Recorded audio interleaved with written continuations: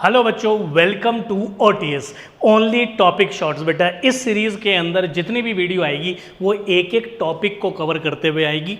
आज का टॉपिक जो है कुलाम्स लॉ है। इन टॉपिक के अंदर जो भी थ्योरी है, जो भी डेरिवेशन है, जो भी कॉन्सेप्ट है, जो भी न्यूमेरिकल प्रॉब्लम है या कोई भी कॉन्सेप्चुअल प्रॉब्लम है, वो सारी हम कवर करते हुए चलेंगे। और ये जो टॉपिक्स है बेटा बोर्ड के एग्जाम के लिए, ये आप जो बच्चे क्लास 12th में है, या नीट या JEE अपने फाउंडेशन के लिए आप यूज कर सकते हैं। दिस साइड विकास चौधरी और आज का टॉपिक है बेटा कुलाम्स लॉ। तो चलिए फिर आज की वीडियो अपन स्टार्ट करते हैं बेटा। तो सबसे पहला क्वेश्चन आता है कि सर कुलम्स लॉ होता क्या है।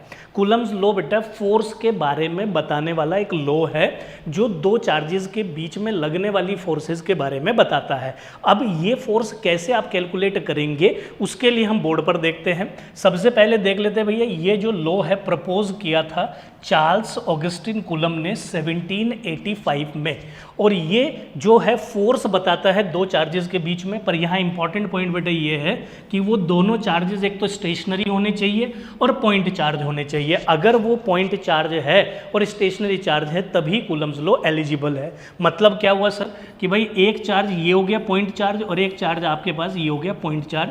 ये दोनों एक डिस्टेंस पर होने चाहिए और रेस्ट पे होने चाहिए, और इनके बीच की जो डिस्टेंस है उसको भी मार्क कर लेंगे बेटा। तो वो डिस्टेंस 10⁻⁻15 मीटर से ज़्यादा होनी चाहिए। अगर इससे कम की डिस्टेंस हो गई तो फिर जो कुलम्स के द्वारा फोर्स दी गई है, जिसको अपन इलेक्ट्रोस्टैटिक फोर्स बोलते हैं, वो ओवरकम कर ली जाएगी कुछ आपकी न्यूक्लियर फोर्स के द्वारा। तो मतलब कि अगर इससे कम डिस्टेंस हुआ तो फिर न्यूक्लियर फोर्स का इंपैक्ट ज़्यादा होगा। तो यहाँ पर जो आपकी फोर्स होगी बेटा वो कुलम्स ने अपनी स्टेटमेंट में लिखी है। डेफिनेशन में क्या बोलता है कि इन दोनों के बीच का जो फोर्स होगा वो चार्ज के प्रोडक्ट के प्रोपोर्शनल होगा। मानिए कि भाई ये चार्ज Q1 Q था और इन दोनों के बीच की डिस्टेंस R थी, तो फोर्स हो जाएगी Q1 Q2 के डायरेक्टली प्रोपोर्शनल, और फोर्स जो है वो आपके इनवर्सली प्रोपोर्शनल होगी square of the distance between them. जो भी इन दोनों के बीच का डिस्टेंस है उसकी इनवर्सली प्रोपोर्शनल होगी। तो तुम्हारा क्वेश्चन यही था कि सर ये जो चार्ज है इस पर कितनी फोर्स लगाएगा, पहला क्वेश्चन, और फोर्स किधर लगेगी, क्या ये इसको अपनी तरफ खींचेगा या रिपेल करेगा। ठीक है, तो इस सारे क्वेश्चन के आंसर कुलाम्स अपनी थ्योरी के अंदर दे देता है बेटा। हम एक एक करके पढ़ेंगे। तो मोटा माटी यहाँ से दो बात मुझे समझ में आती है जो आपके दिमाग में आएगी कि भैया मैग्नीट्यूड कितना है फोर्स का और फोर्स की डायरेक्शन क्या है। तो पहले अपन मैग्नीट्यूड पे बात कर लेते हैं। दोनों पॉइंट मैग्नीट्यूड को आपका डिफाइन करते हैं। जब आप इन दोनों चीज़ों को क्लब करते हो, कंबाइन करते हो, तो आपके पास बन के आता है Q1 Q2 बाय R²। जब आप इस डायरेक्टली प्रोपोर्शनलिटी के साइन को हटाएंगे बेटा जी, तो स्मॉल के ध्यान रखेंगे, इसमें बड़ा बच्चों को कन्फ्यूजन रहता है स्मॉल के और कैपिटल के में। स्मॉल के जो है बेटा वो फोर्स कांस्टेंट है यहाँ पर, और कैपिटल के जो है वो डाइलेक्ट्रिक कांस्टेंट है। तो ये आ गया हमारे पास Q1 Q2 बाय R²। ठीक है, अब अगला क्वेश्चन आता है कि सर जो ये फोर्स है, जो आपने यहाँ फोर्स लिखी है, ये कैसी फोर्स होगी, अट्रैक्टिव होगी, रिपल्सिव होगी। ये ऐसे डिफाइन नहीं होता। इसके लिए आपके पास बताया गया है कुलम्स के द्वारा कि जो लाइक चार्जेस है, ठीक है, जो लाइक चार्जेस है वो रिपेल करते हैं, और बेटा जो अनलाइक चार्जेस है तो वो आपके अट्रैक्ट करते हैं। तो बच्चों ने बोला कि अच्छा ये इसको धकेल देगा, ओके, इधर धकेल देगा, नहीं बेटा जी। उसके लिए कुलम्स ने बोला है कि जो फोर्स लगेगी वो हमेशा जो लाइन दोनों चार्जेस को ज्वाइन कर रही है उसी के अलोंग लगेगी, ऐसे फोर्स नहीं लगेगी। धकेलेगा ये बात सही है, मतलब कि आपका रेपेल करेगा वो बात सही है, पर फोर्स लगनी चाहिए दो चार्जेस को ज्वाइन करने वाली लाइन के अलोंग। अगर ये दोनों अपोजिट नेचर के होते, जैसे यहाँ है पॉजिटिव है नेगेटिव है, तो पॉजिटिव नेगेटिव को अपनी तरफ खींचेगा और नेगेटिव पॉजिटिव को अपनी तरफ खींचेगा। और जब दोनों एक दूसरे को खींचेंगे या आपका रिपेल करेंगे, फोर्स म्यूचुअली आपकी मैग्नीट्यूड में इक्वल होगी, डायरेक्शन अपोजिट होगी, मतलब कि न्यूटन का थर्ड लॉ भी ये ओबे कर रहा होगा। तुमने कहा बिल्कुल सही बात सर। और always act along the line joining the two charges. तो यहाँ से हमें ये फोर्स का एक फॉर्मूला मिला। जब आप इस K की वैल्यू को बेटा लिखेंगे, है ना, ये K की वैल्यू होती है 1/4πε0। ध्यान दे लेंगे बेटा जी, K की वैल्यू कितनी होती है सर, 1/4πε0, और इसको अपन लिखते हैं 9 × 10⁹ ठीक है।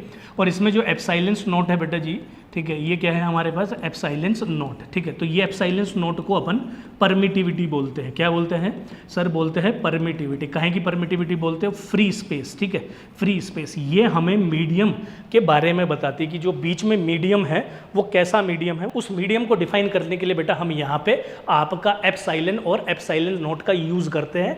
एप्सिलॉन मीडियम के बारे में बताता है और ε0 मीडियम के बारे में बताता है, पर परमिटिविटी और फ्री स्पेस के बारे में बताता है, ठीक है। तो इसी को आगे बढ़ाते बेटा, आगे सीखते हुए चलते। जैसे कि दोनों चार्जेस थे, ये दोनों अपोजिट नेचर के चार्जेस थे।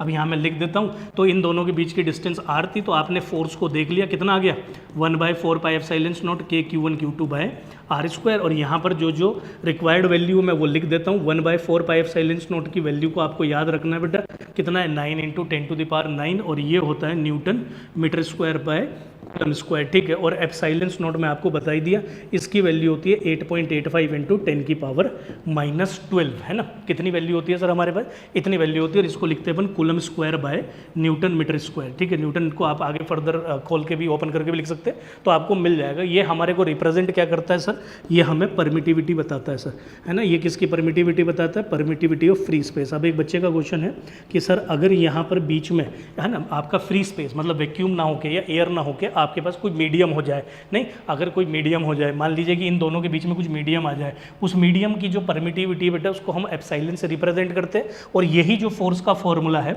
ये बन जाता है फिर आपके पास 1/4 pi epsilon q1 q2 by r square. तो इन शॉर्ट आप बोल सकते हो कि जो आपकी फोर्स है वो मीडियम के इन्वर्सली प्रोपोर्शनल है, ठीक है। तो जैसे जैसे आपका मीडियम बढ़ता रहेगा, स्ट्रॉन्ग मीडियम बीच में आता रहेगा, तो फोर्स आपके पास रिड्यूस करती रहेगी। इस मीडियम को रिप्रेजेंट करने के लिए हम आपका एक सिंबल कैपिटल K को रिप्रेजेंट करते हैं। इसको हम बोलते हैं डाइलेक्ट्रिक कांस्टेंट, और इसका बेटा जी दूसरा नाम होता है आपका रिलेटिव परमिटिविटी। क्या भी नाम होता है इसका, रिलेटिव परमिटिविटी, ठीक है। क्या भी नाम होता है इसका कि सर रिलेटिव परमिटिविटी। ध्यान रखिएगा, Coulomb's law in medium, Coulomb's law in medium ये हुआ, ये मीडियम में फॉर्मूला है। और ये फ्री स्पेस है ना, ये किस में फॉर्मूला है सर, ये फ्री स्पेस में फॉर्मूला है। और फोर्स आपकी मीडियम के इन्वर्सली प्रोपोर्शनल होती है। मीडियम जो है वो रिलेटिव परमिटिविटी से डिफाइन किया जाता है, ठीक है। अगर हम इसकी बात करें, यहाँ पे ये रहा परमिटिविटी ऑफ मीडियम। अगर कोई बच्चा समझना चाहे कि सर परमिटिविटी ऑफ मीडियम होता क्या है, ये एक प्रॉपर्टी है बेटा मीडियम की, जो इनके बीच का मीडियम है, ठीक है, उस मीडियम की प्रॉपर्टी है that major how strongly a medium is influenced by the external electric field. अगर आपके पास इसके बीच का जो मीडियम है, ठीक है, ये मीडियम है और ये एक्सटर्नल इलेक्ट्रिक फील्ड है, ऐसे इससे इलेक्ट्रिक फील्ड पास होती है, तो इसके अंदर क्या होता है कि आपके पास, इसमें क्या होता है बेटा जी, इसके अंदर प्लस माइनस, है ना। इसमें क्या होता है सर, इसके अंदर प्लस और माइनस। इस तरीके से आपके पास ये मॉलिक्यूल होता है। दो तरीके के मॉलिक्यूल इसमें होते हैं, पोलर मॉलिक्यूल और नॉन पोलर मॉलिक्यूल। उसके ऊपर बेटा अलग से वीडियो आएगी डाइलेक्ट्रिक मटेरियल के नाम से, उसमें मैं वो चीज़ आपको सिखा दूंगा। अभी यहाँ जो मोटा मोटी बातें हमें समझनी वो ये है कि ये पॉजिटिव है, नेगेटिव है। जैसे ही इलेक्ट्रिक फील्ड में जाएगा तो ये ब्रेक कर जाएगी, ठीक है, ये प्लस और माइनस में बढ़ जाएगा। इसको बोलते हैं इन्फ्लुएंस होना, how strongly medium is influence by external electric field. तो इसको मेजर करने के लिए कि भाई कितने मॉलिक्यूल्स आपके पास जो है इलेक्ट्रिक फील्ड की प्रेजेंस में बट जा रहे हैं, ठीक है, ये टूट जा रहा है, या मॉलिक्यूल आपका प्लस माइनस में, या उसका न्यूक्लियर अलग हो जा रहा है, ठीक है। तो इस चीज को मेजर करने को हम बोलते हैं परमिटिविटी। मीडियम है तो एप्सिलॉन से, और अगर एयर है या फ्री स्पेस है तो एप्सिलॉन नॉट, मतलब वैक्यूम है तो एप्सिलॉन नॉट से। और यहाँ पे इफ मीडियम इज इजिली, इसमें लिखा भी है बेटा, अगर मीडियम इजिली पोलराइज हो जाता है तो हम उसको बोलते हैं कि उसकी हाई परमिटिविटी है ना, तो उसकी हाई परमिटिविटी है। तो जो मीडियम जल्दी इन्फ्लुएंस हो जाता है, मतलब कि जो प्लस माइनस में जल्दी टूट जाता है, उसकी हाई परमिटिविटी ली जाती है, ठीक है। तो ये परमिटिविटी का मतलब हो गया। और अगर आप कंपेयर करो अब किसकी परमिटिविटी, आप मीडियम की परमिटिविटी और एयर मतलब कि फ्री स्पेस माने वैक्यूम की परमिटिविटी को अगर आप कंपेयर करते हो तो हमें मिलता है रिलेटिव परमिटिविटी, उसको अपन K से रिप्रेजेंट करते हैं। Permittivity in medium division by permittivity in free space, इन दोनों को डिवाइड करके हमें रिलेटिव परमिटिविटी मिलेगा। और एयर की जो रिलेटिव परमिटिविटी है वो 1 है, मतलब वैक्यूम की, नॉट एयर बोलेंगे हम, वैक्यूम की। और एयर की जो परमिटिविटी है वो भी क्लोज टू 1 है, 1.00054 हमारे पास आएगी, 3 जीरो लगेगी बेटा। और आपका जो मेटल है ना, जो मेटल है ना, कोई भी जो कंडक्टर है उसकी परमिटिविटी अपने पास इनफाइनाइट रहती है। और ये हमारे पास हो गई वाटर की परमिटिविटी, ठीक है। 80 जो है वो वाटर की परमिटिविटी बेटा जी हमारे पास रिलेटिव परमिटिविटी रहती है। ये बात आपको इसमें ध्यान रख लेनी है। इसके अलावा, ठीक है, होप्सो की आपको ये बात क्लियर होगी। जो हमारे पास फॉर्मूला है आप फॉर्मूला याद रख लेंगे कूलम्स लॉ का, है ना। उसके अलावा कूलम्स लॉ इन आपका मीडियम के अंदर ये हो गया, रिलेटिव परमिटिविटी हो गई, किन फैक्टर्स पे डिपेंड करता है। तो ये हमारे पास कंप्लीट थ्योरी है कूलम्स लॉ से रिलेटेड। इस पे एक क्वेश्चन देख लेते हैं। हमारे से क्या बोला कि 2 चार्जेस है, एक चार्ज कौन है जी, एक चार्ज है बेटा जी आपके पास प्लस QE और एक चार्ज है आपके पास प्लस E, ठीक है। वो किसी डिस्टेंस पर रखे गए हैं, लेट से दैट डिस्टेंस बी A, या डिस्टेंस ए या फ्रॉम ईच अदर, है ना। Where should be place a third charge q on the line joining the two charges, कि भैया वो इक्विलिब्रियम में रहे। तो पहले तो आप समझ लो इक्विलिब्रियम का मतलब हो गया कि उस चार्ज पर नेट फोर्स जीरो है। अब खुद देखो ये पॉजिटिव है, ये पॉजिटिव है, नेट अब मान लेते हैं कहीं यहाँ रख दिया, ठीक है, यहाँ हमने रख दिया, तो ये इस चार्ज को, क्योंकि ये पॉजिटिव चार्ज है, ये इसको धकेलेगा तो फोर्स लगाएगा अवे, लेट से ए, लेट से बी, तो ये होगी फोर्स ड्यू टू ए। ये भी पॉजिटिव चार्ज है, ये भी पॉजिटिव चार्ज है, तो इसकी फोर्स लगेगी अवे, ठीक है। इसको रहना है बेटा इक्विलिब्रियम में, मतलब रेस्ट में। तो इसका मतलब ये दोनों फोर्सेज यहाँ एक दूसरे के बराबर होनी चाहिए, तभी ये चार्ज रेस्ट में रह पाएगा। अब ये कितनी डिस्टेंस पर रख दिया था आपने सर, एक्स पर, तो ये डिस्टेंस कितनी होगी सर हमारे पास, a माइनस एक्स। तो मतलब कि अगर आप एफ ए निकालेंगे, है ना, यहाँ लिख देता हूँ मैं, तो ये हो जाएगा के क्यू, सॉरी इसमें 9e दिया है, और तीसरा चार्ज हमारे से कितना बोला था रखने के लिए, स्मॉल क्यू। तो स्मॉल क्यू चार्ज आपने यहाँ रखा, that is small Q division में एक्स स्क्वायर। ऐसे ही हमारे पास एफ बी फोर्स आ जाएगा, दैट इज के, यहाँ पर चार्ज है बेटा जी ई अपॉन, ठीक है, क्यू इंटू डिवीजन में कितना हो जाएगा, ये डिवीजन हो गया के क्यू इंटू एक चार्ज ये हो गया क्यू और एक हो गया ई, डिवीजन में हो गया बेटा जी ये वाली distance, that is a minus x का होल स्क्वायर। ये दोनों फोर्सेज एक दूसरे के बराबर हमें रख देते हैं, तो यहाँ रखेंगे तो कितना हो जाएगा k 9e into q by x square is equals to k e q by a minus x square, ठीक। तो यहाँ से जो कैंसिल आउट होता है उसको कर लीजिए, इसको cross multiply 9a minus x whole square is equals to x square. जब अपन दोनों साइड स्क्वायर रूट करेंगे तो बेटा हमारे पास वैल्यू कितनी आएगी सर, ये आ जाएगी 3a minus x is equals to x, तो that is 3a minus 3x is equals to x, तो that is 3a is equals to 4x, तो x की वैल्यू आ गई भैया 3a बाय 4। होप्स हो कि आपको ये बात क्लियर हो गई होगी इस डिस्टेंस पर, ठीक, बहुत ध्यान से समझेंगे। इस डिस्टेंस पर जाकर आपके पास जब चार्ज रखा जाएगा तो वो इक्विलिब्रियम स्टेट में रहेगा। तुमने कहा बहुत सही बात सर। आगे बढ़ते हैं बेटा जी, अब कूलम्स लॉ को वेक्टर फॉर्म में लिखना सीख लेते हैं, है ना। अब कूलम्स लॉ को किस में लिखना सीख लेते हैं भाई, वेक्टर फॉर्म में। वेक्टर फॉर्म में कैसे लिखेंगे, जब कभी भी कोई चीज़ वेक्टर फॉर्म में लिखी जाती है, डेरिवेशन है, इंपॉर्टेंट डेरिवेशन है, इस चीज़ को मार्क कर लेंगे, ठीक है। आप कभी भी जब आप बेटा जी क्या बोले सर आप, कि भाई कभी भी जब आप क्या करते हैं, बहुत ध्यान से समझना, जब कभी भी आप किसी चीज़ को वेक्टर फॉर्म में लिखते हैं तो उसमें मैग्नीट्यूड के साथ डायरेक्शन भी इंपॉर्टेंट हो जाती है। इसलिए कभी भी जब आप वेक्टर फॉर्म में लिखे तो आपको अपना ओरिजिन डिफाइन करना रहेगा। तो भैया ये ओरिजिन हो गया, यहाँ पे एक चार्ज मान लेते हैं दैट इज़ Q1, यहाँ पर एक दूसरा चार्ज मान लेते हैं Q2, इसकी पोजीशन आपको बतानी रहेगी दैट इज़ R1 वेक्टर, इसकी पोजीशन भी बतानी रहेगी दैट इज़ R2 वेक्टर, ठीक है। अब जब एक Q1 जो चार्ज है वो क्या करता है, Q2 पर फोर्स लगाता है, क्योंकि ये लाइन चाहिए, ठीक है, ये distance is required, let's say this distance भी R वेक्टर, ठीक है। ये जब इस पर फोर्स लगाएगा, अब क्वेश्चन आता है कि आप Q1 की फोर्स Q2 पर निकाल रहे हो या Q2 की Q1 पर निकाल रहे हो। तो मान लीजिए कि मैं Q1 ने Q2 पर कितनी फोर्स लगाई, मान लीजिए 2 पर 1 ने कितनी फोर्स लगाई, ये मैं निकालना चाह रहा हूँ। तो फोर्स ऑन 2 ड्यू टू 1, तो फोर्स ऑन 2 ड्यू टू 1।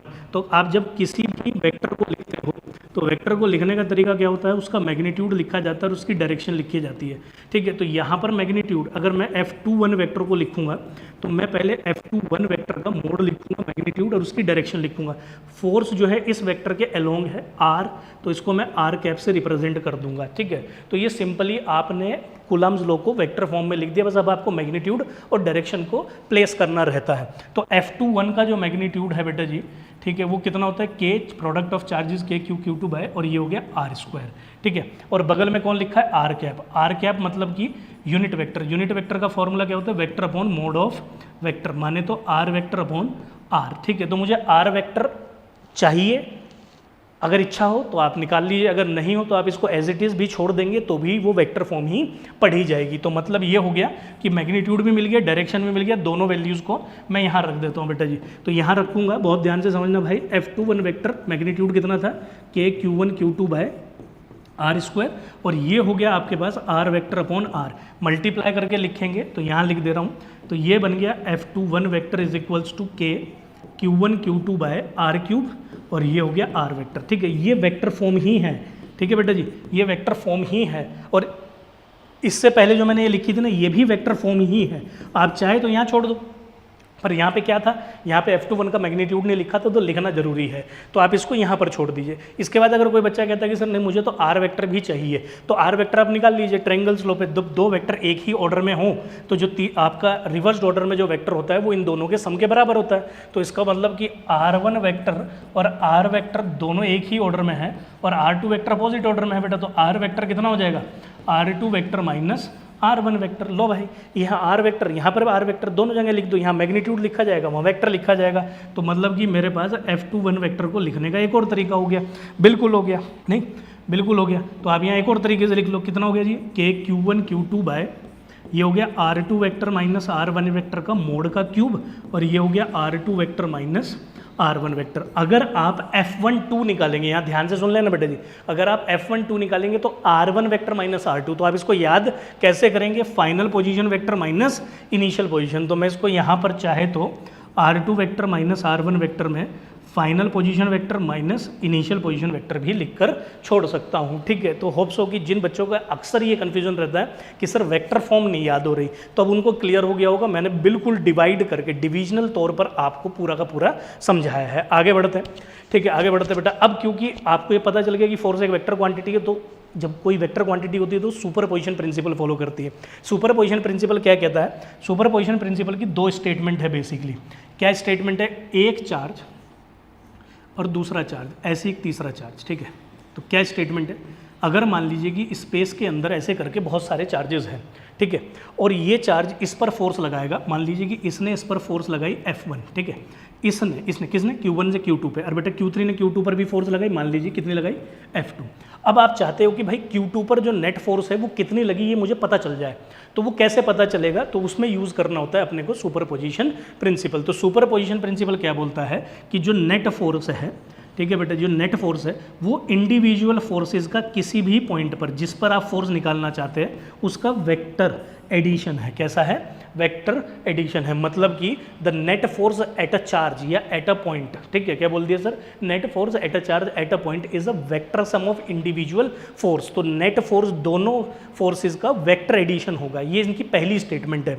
दूसरी स्टेटमेंट क्या कहती है कि भाई आपने अगर दो, ऐसे समझ लो कि दो चार्जेस एक दूसरे पर जो F1 फोर्स लगा रहे थे, अब जब आप तीसरे चार्ज को इनके आसपास या बीच में लेके आए तो इसने जो फोर्स लगाई थी, मतलब Q1 ने जो Q2 पे फोर्स लगाई थी, उसके मैग्नीट्यूड और डायरेक्शन पे कोई इफेक्ट नहीं होगा। मतलब कि the force between two charges is independent of the presence of third charge. तो तीसरे चार्ज के प्रेजेंट होने से दो चार्जेस के बीच में जो फोर्स लग रही है वो इंडिपेंडेंट है, उस पर कोई फर्क नहीं पड़ेगा। ये दो आपके सुपरपोजिशन प्रिंसिपल की स्टेटमेंट है। होप्स हो कि आपको ये क्लियर हो गई होगी। तो इसमें हमारे से क्या बोल दिया कि भाई देखो आपके पास बेटा जी चार्जेस है 5, 10, -10, और वो आपके पास इक्विलेटरल ट्रायंगल ABC के।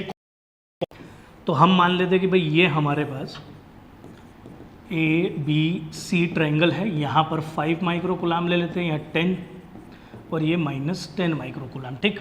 हर एक साइड 5 सेंटीमीटर हमें इस क्वेश्चन के अंदर दे दिए। Determine the resultant force on A। अब A पर आपसे रिजल्टेंट फोर्स मांग लिया। अब ये बताओ, ये पॉजिटिव चार्ज है, ये पॉजिटिव चार्ज है, एक दूसरे को रिपेल करेंगे, इसका नाम है FB, और बेटा ये नेगेटिव है, ये पॉजिटिव है, इसका नाम है FC। अब आपको जब कभी भी ऐसे क्वेश्चन आते हैं तो बेटा अपने को क्या काम करना है, अपने को स्टेप बाय स्टेप चीज़ें फॉलो करनी होती है। सबसे पहले हमारे पास जो डायग्राम गिवन होता है या हमें जो बनाना होता है उसके अंदर हम अपने फोर्सेस की डायरेक्शन को रिप्रेजेंट कर देते हैं। सबसे सिंपल वे है। तो भाई ये जैसे पॉजिटिव है, आपने पहले फोर्सेस की डायरेक्शन दिखा दी। फोर्सेस की डायरेक्शन को दिखाने के बाद आपका स्टेप नंबर 2 है इनके फोर्सेस के मैग्नीट्यूड को लिखना। तो बेटा जी ये कितना हो गया आपका 10, ये हो गया 5, ठीक। तो मैं लिख देता हूँ K 10, 5 दोनों माइक्रोकुलाम में, तो 10 की पावर -12, और डिवीजन में हमारे पास आएगा डिस्टेंस, दैट इज़ 5 सेंटीमीटर का स्क्वायर, तो दैट इज़ 25 × 10 की पावर -4, ठीक। तो ये बेटा मेरे पास FB फोर्स है। ऐसे ही सिमिलरली अब आप कौन सी फोर्स का मैग्नीट्यूड दिखाएंगे, FC का। अब इसमें भी चेक कर लो बेटा जी, ये भी 5 है, ये भी 10 है, नहीं दोनों 5 और 10 है जो पिछले वाले केस में था, और डिस्टेंस भी सेम है। इसका मतलब ये हो गया कि FC का जो मैग्नीट्यूड है वो FB के मैग्नीट्यूड के बराबर है। जब कभी दो फोर्सेस का मैग्नीट्यूड बराबर आ जाता है, ध्यान से समझना बेटा जी, है ना, जो फोर्सेस यहाँ लग रही है और अब उसका मैग्नीट्यूड बराबर आ जाता है, तो ये अपना दूसरा स्टेप हो गया। अब तीसरे स्टेप में आपको क्या करना है, इसका रिजल्टेंट फोर्स निकालना है। तो रिजल्टेंट फोर्स का मतलब क्या हो गया कि आपको सुपरपोजिशन प्रिंसिपल फॉलो करना रहेगा। तो जब आप दो फोर्सेस जिनका मैग्नीट्यूड बराबर आ गया तो इसमें आपके पास दो ऑप्शन होते हैं, either you use superposition principle, ठीक है बेटा जी, और ईदर यू यूज आपका रेजोल्यूशन मेथड, ठीक है। तो आप या तो इसमें कौन सा मेथड यूज़ कर लेंगे, रेजोल्यूशन मेथड यूज़ कर लेंगे।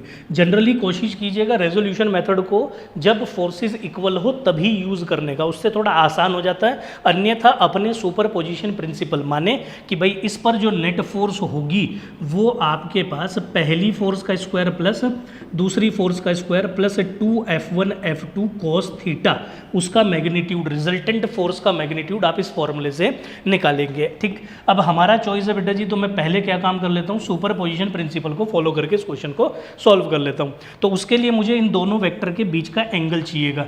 ये एंगल 60 डिग्री है क्योंकि इक्विलेटरल ट्रायंगल है, तो ये एंगल हो गया 120 डिग्री। अब आप इस वैल्यू को बेटा यहाँ रख लेंगे, ठीक है, सारी फोर्सेज को यहाँ रखेंगे।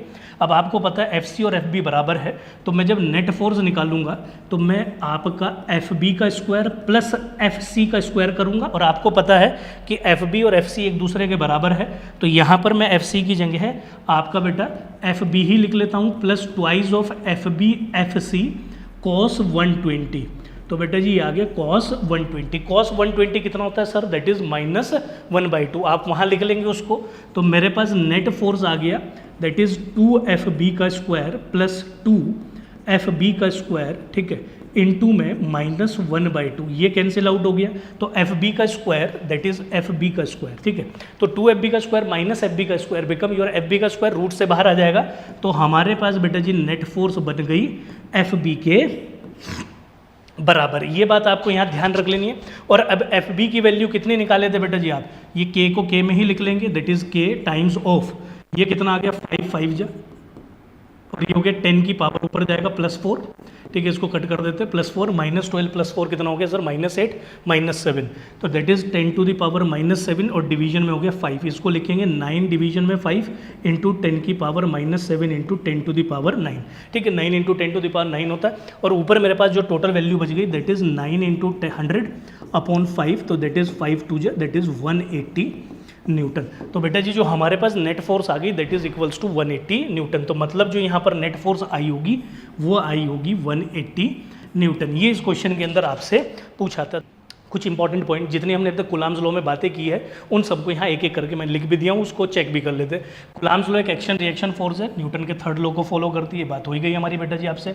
उसके अलावा एक सेंट्रल फोर्स है, बिकॉज ये हमेशा line joining the two charges के उसमें लगती है, ठीक है, तो ये ऐसी फोर्सेज को हम सेंट्रल फोर्सेज बोल देते हैं। फोर्स एक कंजर्वेटिव फोर्स है, ये इंपॉर्टेंट पॉइंट है बेटा, इसको बहुत ध्यान रखेंगे। हमारे पास सिर्फ 3 ही फोर्सेज जो है वो कंजर्वेटिव होती है, उसमें से एक फोर्स बेटा इलेक्ट्रोस्टैटिक फोर्स भी है। Coulomb's law is valid only for point charge, बहुत बढ़िया, ठीक है, ये बिल्कुल आपके पास वैलिड होता है पॉइंट चार्जेस के लिए ही।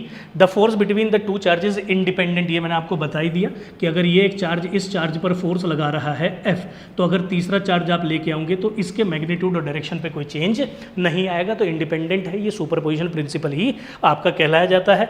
जो सराउंडिंग मीडियम है changes the force due to polarization, ये भी मैं आपको बता दिया, जैसे जैसे मीडियम बढ़ता रहेगा, जैसे जैसे आपके पास K की वैल्यू बढ़ती रहेगी वैसे वैसे आपकी फोर्स डिक्रीज करती रहेगी, ठीक।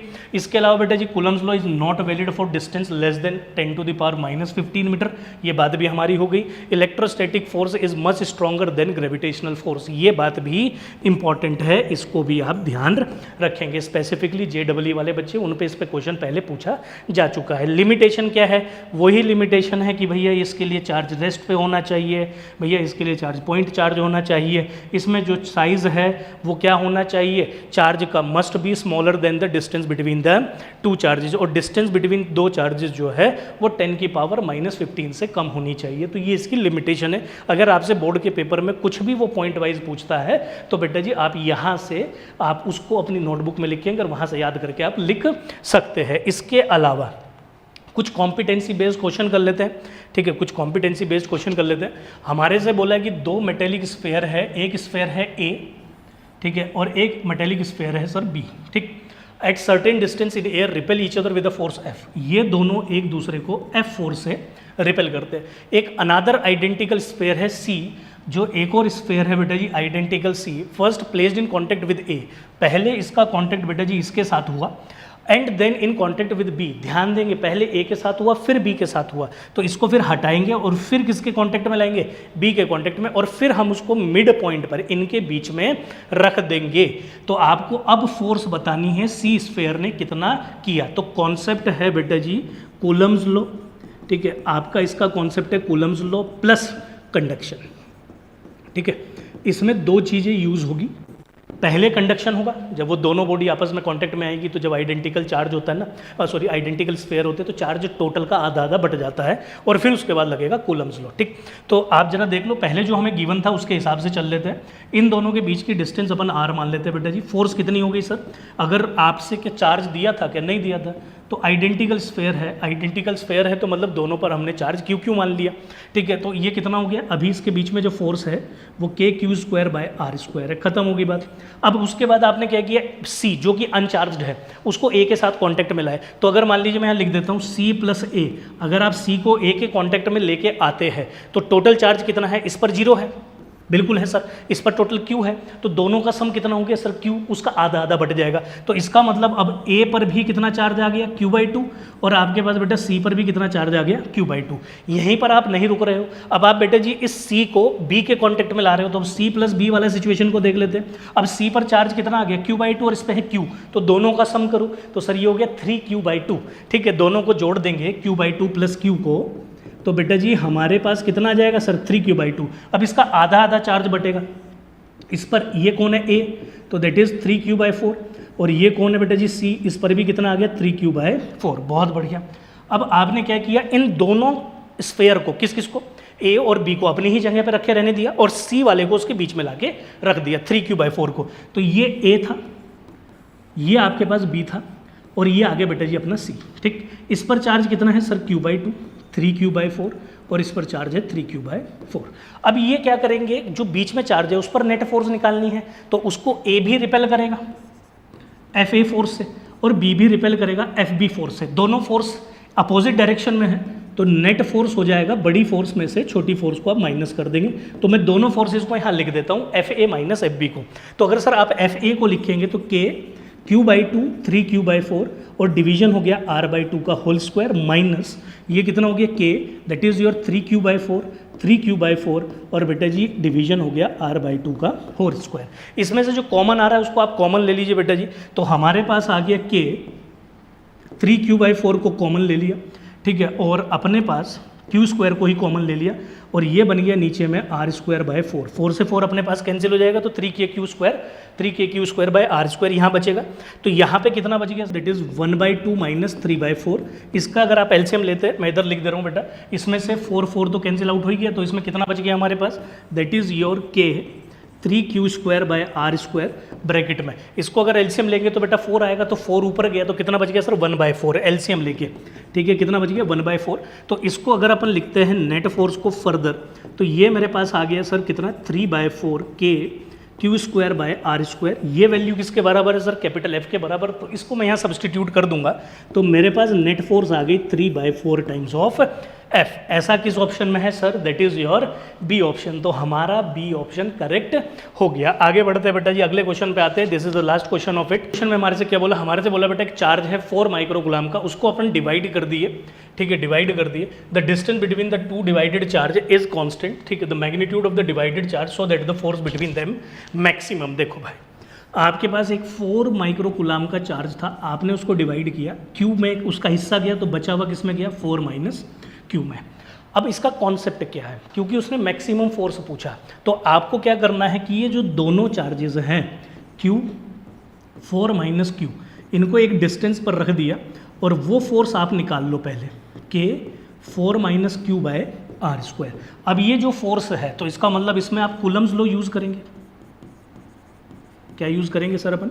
Coulomb's law. प्लस इसके साथ जो इसमें मैक्सिमम फोर्स का, तो आपसे इसमें पूछ मैक्सिमम फोर्स लिया। ठीक, तो बेटा जी एक है ना, एक तो हमारे पास इसमें कूलम्स लॉ के, कूलम्स लॉ के अलावा अब इसमें हमारे से मैक्सिमम फोर्स पूछा है, तो दूसरा कॉन्सेप्ट पता क्या यूज़ होगा?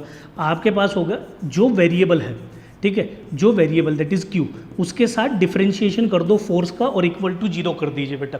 ये हमारे पास कॉन्सेप्ट है। पहले कूलम्स लॉ हमने लगा लिया, अब इसका डिफरेंशिएशन करना है। वेरिएबल कौन है? Q, क्योंकि ये Q मुझे नहीं पता कितना होगा डिवाइड होने के बाद, तो उसके साथ मैं डिफरेंशिएट करके 0 के बराबर कर दूंगा। तो अब इसका डिफरेंशिएशन कर दे बेटा, ये कितना हो गया? dF/dQ, जो कॉन्स्टेंट है वो बाहर आ जाएगा, K/R², डिवीजन में बचेगा D/dQ, और बेटा ये मेरे पास हो गया 4Q माइनस Q²। अब ये वैल्यू को जीरो के बराबर कर देना है, तो that is zero is equals to k by r square, और इसका डिफरेंशिएशन करूंगा तो 4 माइनस 2q मेरे पास बचेगा। ये जीरो के बराबर हो जाएगा बेटा जी, 4 माइनस 2q किसके बराबर आ गया, जीरो। यहाँ से अगर आप q को सोल्व करके लाते हैं दैट इज 2। इसका मतलब ये हो गया कि जब आपने इस चार्ज को बांटा था तो ये 2 और 2 में बट गया, ठीक है, जिससे कि इन दोनों के बीच में फोर्स मैक्सिमम रहे, that is your b option, that is your b option, ठीक है भाई। तो ये हमारे पास कूलम्स लॉ को समझने के लिए सफिशिएंट कंटेंट है। अगर मैं कूलम्स लॉ के अंदर उससे रिलेटेड इंपॉर्टेंट पॉइंट, उसके प्रिंसिपल, वेक्टर फॉर्म, उससे रिलेटेड कॉन्सेप्चुअल क्वेश्चंस या आपके पास रिलेटेड क्वेश्चन अगर मैं करना चाहूँ तो ये कंटेंट सफिशिएंट है आप बच्चों के लिए अपनी अंडरस्टैंडिंग को बिल्ड करने के लिए और अच्छे क्वेश्चन को प्रैक्टिस करने के लिए। ओटीएस के अंदर यही काम बेटा अपन करते हुए चलेंगे। अगर आपको वीडियो अच्छी लगी हो तो आप चैनल को जरूर करके सब्सक्राइब करेंगे और वीडियो को शेयर करेंगे। अगले टॉपिक के साथ फिर मैं आपसे अगली वीडियो के अंदर मिलूंगा। Till that time, thank you and bye bye.